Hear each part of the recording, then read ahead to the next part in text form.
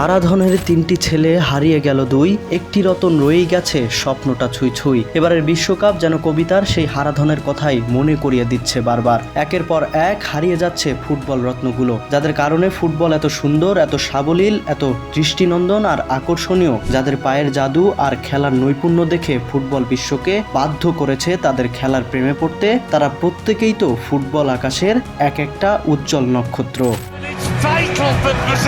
নরওয়ের কাছে হতাশাজনক হারে ব্রাজিল বিদায় নিয়েছে এবারের বিশ্বকাপ থেকে। বিদায় নিয়েছেন নেইমার জুনিয়র, সাথে আন্তর্জাতিক ফুটবলকেও বিদায় জানিয়েছেন তিনি।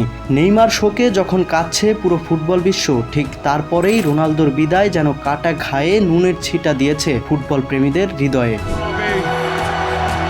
স্পেনের কাছে গত ম্যাচে সেই হতাশাজনক হার পর্তুগালকে বিশ্বকাপ থেকে ছিটকে দিয়েছে, সাথে সঙ্গে নিয়ে গেছেন ফুটবলের আরেক রত্ন রোনালদোকেও। বয়স হয়েছে, ঘোষণা দিয়েছিলেন এবারই শেষ বিশ্বকাপ খেলবেন, করলেনও তাই, নিলেন অবসর।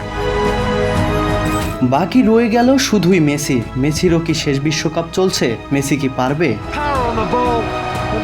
গত ম্যাচে 2-0 পিছিয়ে পড়েও দুর্দান্ত এক কামব্যাক দিয়ে নিজের দলকে নিয়ে গেছেন কোয়ার্টার ফাইনালে। এর আগেই অবশ্য আরেক তারকা লুকা মডরিচের বিদায় নিতে হয়েছে রোনালদোর কাছে হেরেই। বিশ্বকাপ হয়তো 4 বছর পরেই আবার আসবে, কিন্তু এসব নক্ষত্র কি জ্বলজ্বল করবে সেই সবুজ মাঠে? হয়তো করবে না, কিন্তু গভীর শ্রদ্ধা ভরে স্মরণ করবে পুরো ফুটবল বিশ্ব।